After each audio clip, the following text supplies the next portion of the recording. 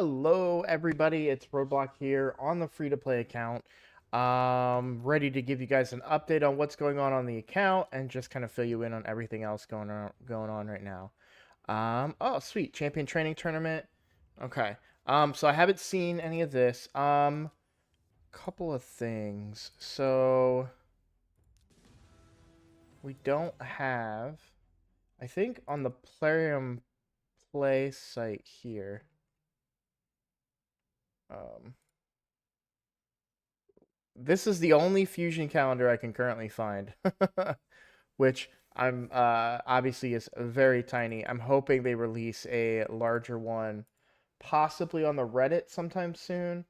I'm keeping an eye out for that. Once I have a larger, clearer idea of um how to complete the fusion, we can I can kind of talk about some of the methods and everything. But in the meantime, what I wanted to do in today's video first is give you an update on the account. Second, we're going to take a look at the fusion, and then also talk about the Maneater event. Lots of stuff to talk about today. So let's just go ahead and get into it. I'm just going to do a quick, of course, check into here. Ooh, uh,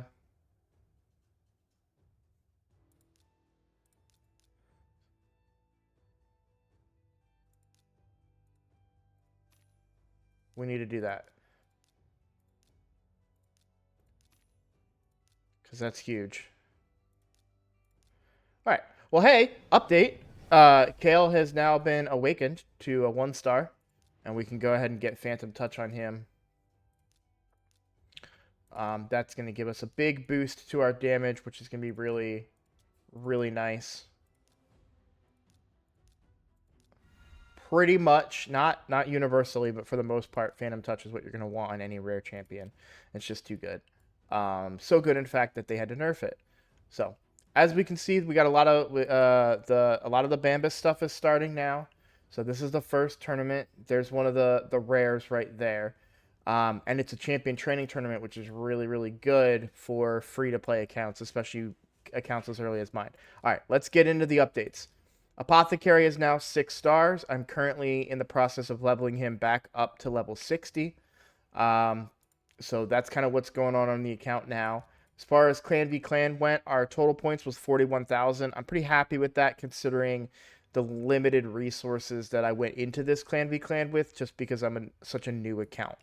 Um, we did get 2 rings, which I'm very happy about. So if we take a look, we actually got a Blood Shield ring on our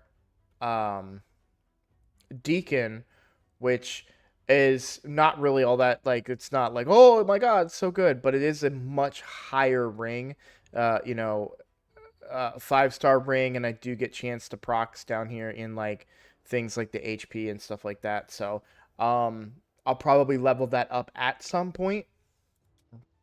I do have some banners now on Deacon as well, so we need to get Deacon fully ascended. I think I'm pretty short. I need at least 8 more of these guys in order to ascend him and get a banner on him. But that's definitely something that I will work towards. Probably not during the fusion, because I would like to spend my energy elsewhere. But I don't know. We'll see. I have a feeling I'm going to get a lot of energy for the fusion right now. So I've said it before. I'm not going for this fusion. I'm not going for Bambus here on the main account. Fine champion. It's nothing against the champion. Um, it's just I don't have the resources to complete the fusion. So that's not my priority. However, I did want to take a look at some of the other champions, which are great. It's a great strategy when you're a free to play player, is look at the other champions that are under consideration, because there may be some gems there that can give you a boost on your account. So if we look at Pan the Bowhorn, so 2-time hitter that can freeze. That's pretty good for hard Fire Knight. Not something I'm concerned with right now. Increase attack and increase speed, but only on this champion and before attacking. Three times hitter that will ignore defense and place true fear or weaken if it's a boss, which I do like that mechanic. Um, Ignore 50% of the resistance if their speed is equal to or less than this champion's speed. So you want it to be a pretty quick champion, it would seem. Interesting. Don't know that it's one that I'm not saying it's. I would actually really like. I might go for this guy on my main account just for the A1 to be able to. He's got pretty high speed to go for him for hard fire knight. Since I was unable to get that second newt, I could use the turn meter reduction. So now if we come in here and look at Malekith, so Malekith, chance of stealing one random buff on the A1, attacks all enemies, 75% of decreasing the duration of enemy buffs, I like that, and then 75% chance of increasing ally buffs, which can be booked to 100%. That's very, very good. Very, very much like that. Reviver. Places a shield buff on all revived allies for 2 turns equal to 30% of this champion's max HP. So a reviver, and he puts shield on guys. With an emphasis on HP. So this could be a very useful champion on my account. I currently do not have a reviver. I wish he had more of a heal, but I would not be upset to get Malekith. That being said, let's look at some of the other champions because he may not be one that I really want to go after. Meet Carver Tolog. Double hitter heals himself. In the weak version of increased defense and a continuous heal. Okay. And a revive. Whenever a continuous heal is placed by an ally from the Skinwalker's faction expires, is removed or is stolen, places a heal on that ally for 1 turn. This really feels like a Faction Wars kind of character. Don't get me wrong, I could see use of this character for my own account. Bringing increased defense would help us survive turns against Fire Knight, potentially. Alright, so attacks one enemy heals this champion by 10% of their max HP. 20% instead when attacking under a target under HP burn. 50% chance of increasing duration of HP burn. Okay. Booked to a 3 turn. 3 times at random before attacking. 25% increase accuracy, so you don't need as much accuracy. Each hit has a 50 or a, 50, 60, 75% chance of placing an HP burn debuff for 2 turns. So it can be booked to a 4-turn cooldown. And we would place an HP burn. Then you can extend it by 1 turn here. As long as the champion is fast enough, you should be able to keep HP burn up. And then they would heal themselves. And then, yeah, turn meter by 5% each time HP burn debuff is activated. And we don't have an activator, but the fact that it's a champion that brings HP burn, this is not a bad champion for, especially for a free-to-play account. So this is a champion that I am going to go after in the fusion because it would really help my clan boss right now. Petrify a Rockfoot. 2 times hitter. Decreased defense. If they're under poison sensitivity.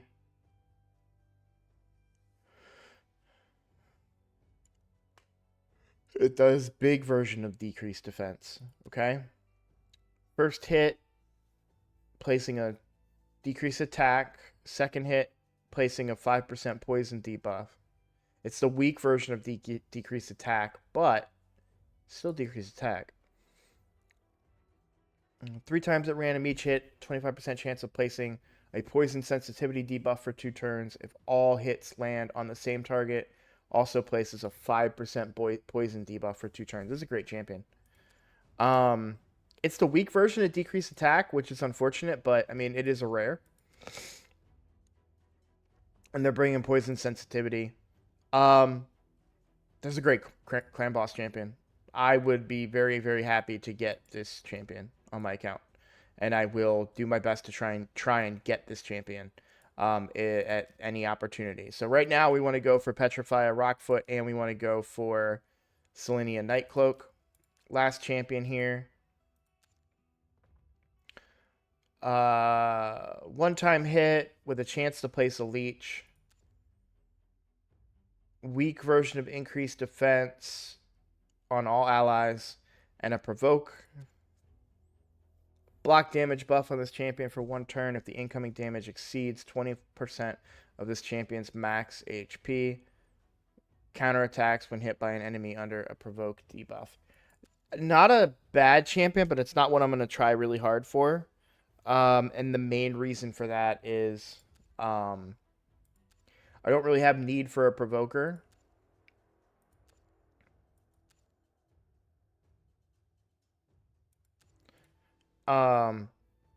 Because like I said, I've said 1,000 times now, my focus is clan boss.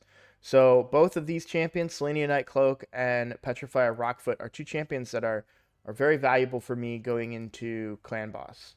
So I will try to get them, especially Selenia Nightcloak. It's kind of almost more important to go for her during this event because she is a void rare.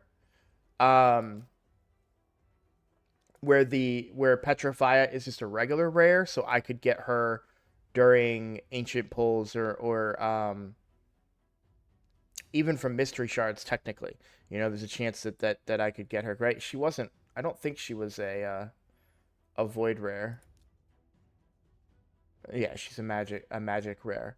So both of them would be very, very viable, and in fact would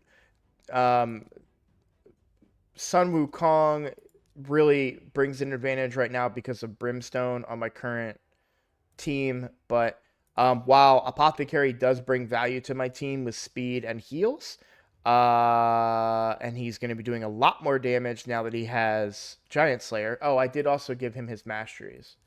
So he is fully mastered. And he does have his Giant Slayer mastery now because he has that multi A1 hitter.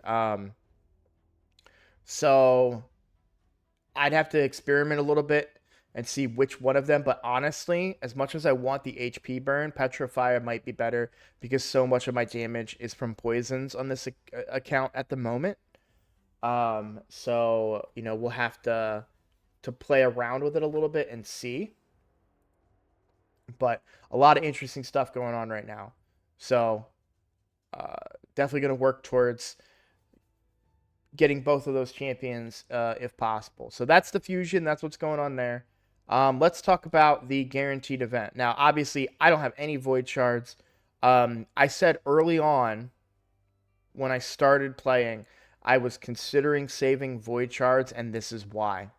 These guaranteed summons keep coming out for void champions, and this is an absolute beast of a void champion. I would love to see them give this character a bit of a rework on their skin. He just looks so bad.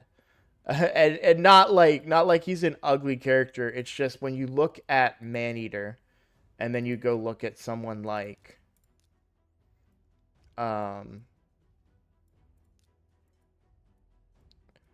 Acrizia, or let's go with another epic, Demytha. Like Demytha, that skin, like this is a beautiful looking champion. It's actually one of my wife's favorite champions. Even Gala Longbraids looks good, but then you come to Maneater, and again, I'm not hating. Maneater's an amazing champion. Like I want him. I'm not saying he himself is bad. I'm just saying that his skin is just underwhelming. Like I would love to see a better, you know, a little more refined looking skin on him. But uh back to what I was saying. So this is why I was considering saving void shards. If you are a free to play player and you have void shards, if you have 40, get this champion if you don't already have him. He unlocks unkillable clan boss. Now you do for from my research this morning, which was very limited. So feel free to correct me in the comments if I'm wrong, because and I can correct it in a future video. But from what I was looking at from Deadwood Jedi's recommended unkillable clan boss teams, which if you don't already know, if you're trying to find an unkillable clan boss team, Deadwood Jedi is the best resource. He's the one that I've used. But if you go to, so on Google, I typed in Man Eater unkillable clan boss. That's all I typed in, and then you get uh,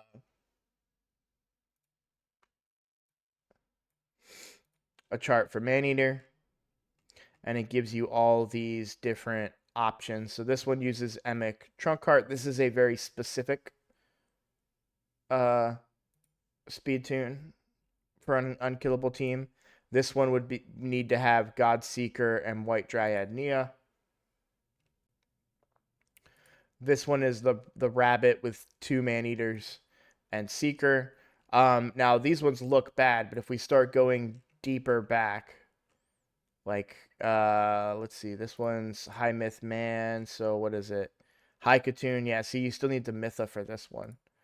So, but if we go towards the back, see Deacon Eater, you still need to have 2 of them and a Painkeeper, which is a little bit steep in resources. But if you start going towards the back, ultimate budget unkillable, Maneater, Painkeeper, 2 DPS, and then a stun target. Boom. So the speeds are high, as you can see. These are where you need to have their speeds at. But I do think that they're attainable. And then you could just bring 2 DPS and a stun target. You have to be careful about the champions that you use because you don't want, like, I don't think I could use Sun Wukong in any of these combinations. Well, I guess I could because Sun Wukong would never die and therefore would never get resurrected and screw up the speed tune. So that's okay. So I could bring Sun Wukong as a DPS in here. And then I would just need to bring a stun target. But there are options here. And there's more explanation about stun target and how to make sure that they get stunned and all those things. So, but I'm not going to go into too much there. That's not what the point of this video. I just wanted to show you guys that if you have the shards to go for Maneater and you're looking to unlock unkillable clan boss, this is your chance. And I, if my account was older or I had the opportunity to get him, I would. On my main account, I don't need him. I have a Demitha unkillable already. So, not too worried about that. I need to go look at this pack on my main account. But, so, lots of stuff going on. We've got a Summon Rush coming here in a second. And then Dungeon Divers will, or no, that's 19 hours, not minutes. So both of these are going to be starting tomorrow.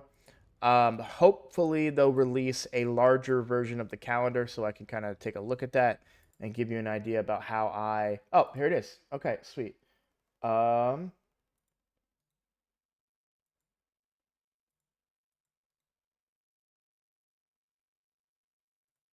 See if this will work. It does. I just wish all right, let's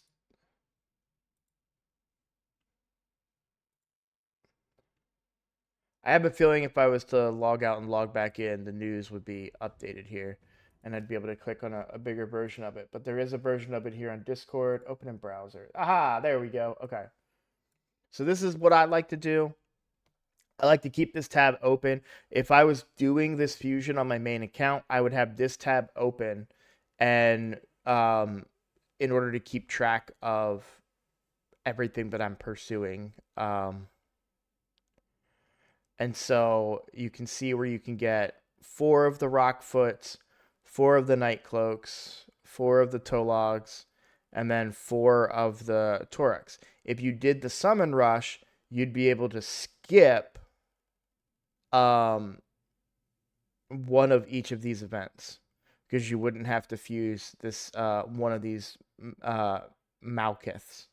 So, but if I were doing the fusion, I would keep this up on my other screen over here, and then that would give me a tracker basically, and I can say, okay, I did the Dragon tournament, I did the Champion Training tournament. Okay, I'm sitting good. Speaking of Dragon tournament, is 10 minutes away, so I'm probably gonna go for the Champion Training tournament. 5,000 feels well. I'm a little low on brews, but this is a champion. It depends on who's in the Dragon tournament. Petrifia. Sorry, I'm looking over. Well, let's look at it together.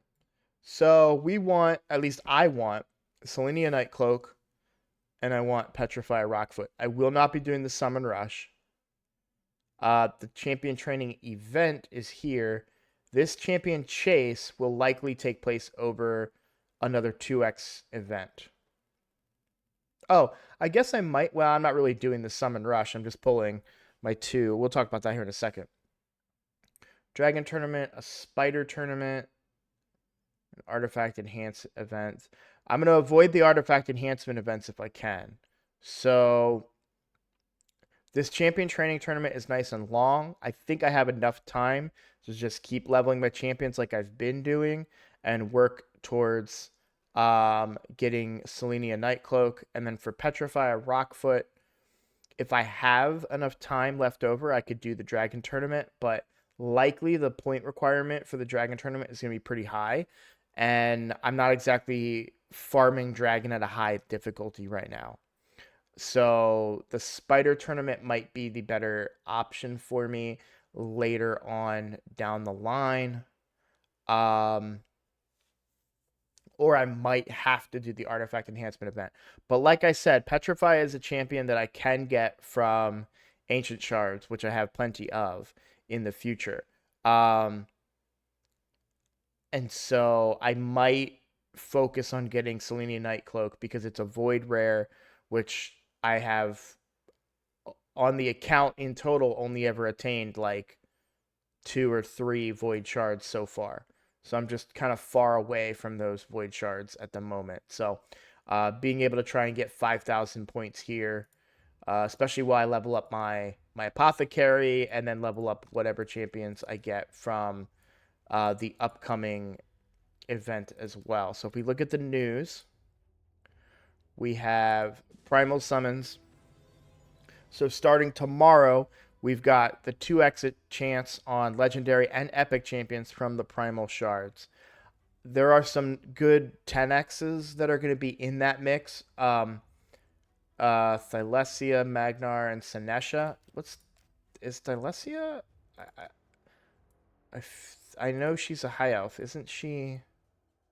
Oh, I'm thinking of Andrisia. So who's Thylesia? Can I click on that and see? Will it take me to the champion?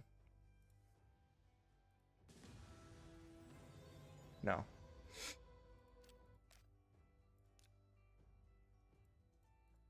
Alright, so who's Thylesia?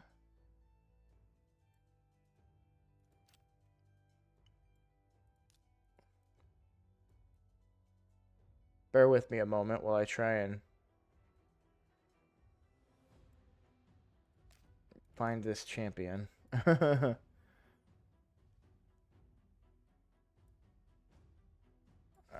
we'll do this then.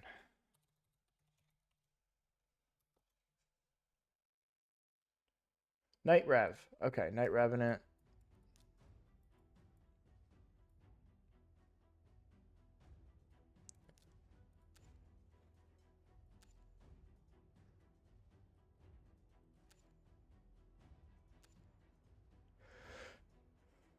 Ooh, Hex. Okay.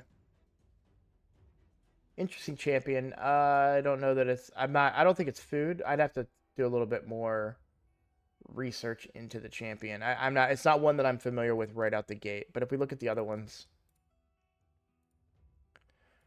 um, Sinesha would be pretty good. Magnar would be really, really good for me. Magnar's just a great champion in general. Trunda would be account changing. I won't be pulling any voids, so no reason to be worried about any of them. Okay, but basically, so we're gonna get 2x chance on primals. If we look at the primal chance, so we'd be getting a 32% chance at an epic and a 2% chance at a legendary. Again, I pulled the last time this happened, which was a couple weeks ago. And mostly I'm looking for epics out of it. I do have 2 primal shards that I've gotten just from Quartz doing events. So kind of happy that I do have those chances. Obviously, there's always the chance for a mythical, but that's not at all what I'm hoping for. So yeah, I'm excited. We got a lot to go, lot going on tomorrow. So for my account right now, my energy is going to be used towards leveling up my apothecary. I'm going to use all of that energy to level him up as high as I can before I start doing clan boss today, because I want to go in there with him at least being the same level that he previously was. Don't have a banner for him right now, which is unfortunate. Definitely looking to level or to do some spider soon enough for him. I might spend a little bit of energy to try and get Deacon high enough so I can get one of these banners on him. I might actually go for the attack banner instead of the defense banner. And that's mostly just to try and the defense banner would give him longer survivability in clan boss, but I also could squeeze a little bit of extra damage out of him with the attack banner.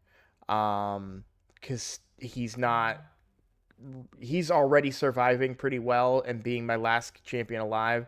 I don't know that the defense banner is going to get an extra turn out of him on clan boss.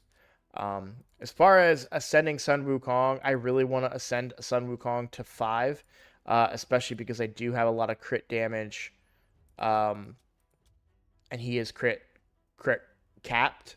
He's got max crit rate, so I would love to get some of these crit damage accessories on him. It's just so expensive to ascend him. So like if we look at Deacon going to 6 stars, we need 4 of the big, the superiors, right? Of the spirit. If we look at Sun Wukong, he requires the same exact amount, and that's only to get to 4, not even 5. And so well, actually, he requires 1 extra of the arcane potions. So it's definitely something I want to work towards, but right now, just given where my account is at, I'm happy using him at the ascension that he currently is. That it would give me some extra damage to get that piece out there, but I don't really want to. I have other places to spend my resources, especially since I'm about to hopefully get some new champions tomorrow. You know, yes, there's a big chance that they're rares, but if I can get any epics or a legendary or, even a mythical champion, like, that would completely change the account. I'm going to be honest with you guys, though. There's a part of me, and I swear it's going to sound crazy. There's a part of me that doesn't want to get a mythical champion on this account too early, because it would kind of defeat the purpose of a free-to-play account, right? If I were to pull a mythical champion right away, that's not something that everybody can do. So I would hate to pull that champion and then have an easy game and not really be able to like show you guys how to maximize your resources and everything like that. All right, last thing before I go. I just want to make sure. Let me think if there's anything else that we haven't talked about. What was my other ring? I'm just curious what my other ring was. Sacred Order. Oh, and Skinwalkers, and it's an HP ring. What is he currently wearing? An attack? He's wearing a defense ring. Huh. And it has attack percent.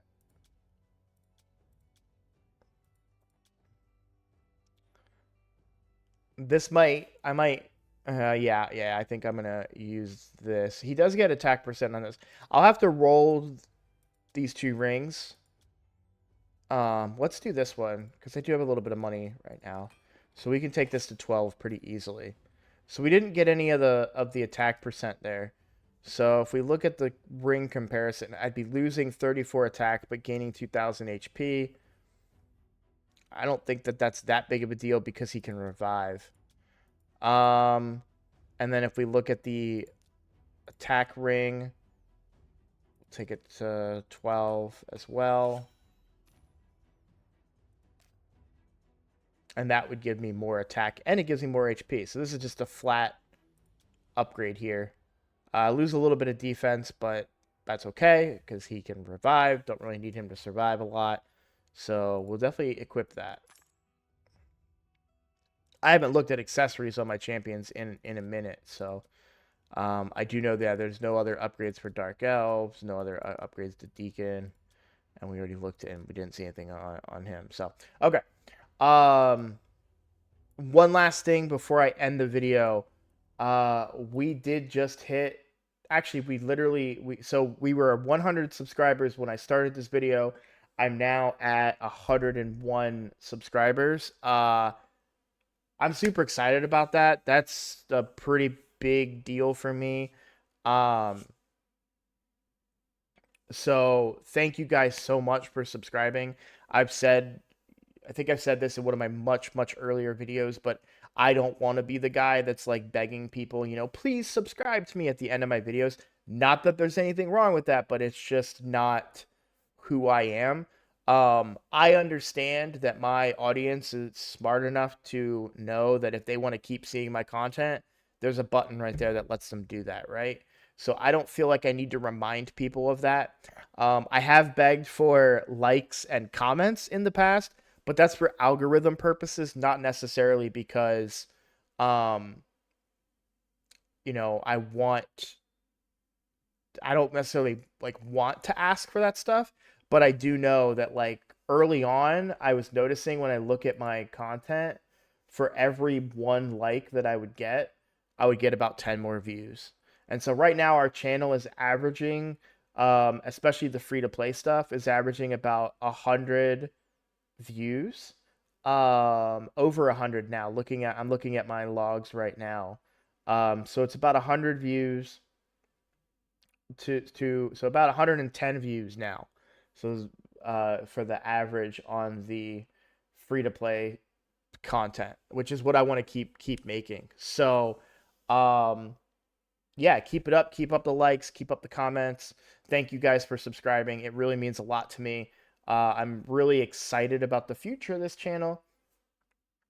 And yeah, you know me, I could talk forever, so I'm going to go ahead and call it here. Thank you guys for watching. Tomorrow, I'll let you know how our progress is going for the 2 rares that we're targeting, and let you know where Apothecary's at and what impact him getting his masteries had on our clan boss was. So really happy to kind of look at that information. So thank you for watching, and I'll see you all in the next video.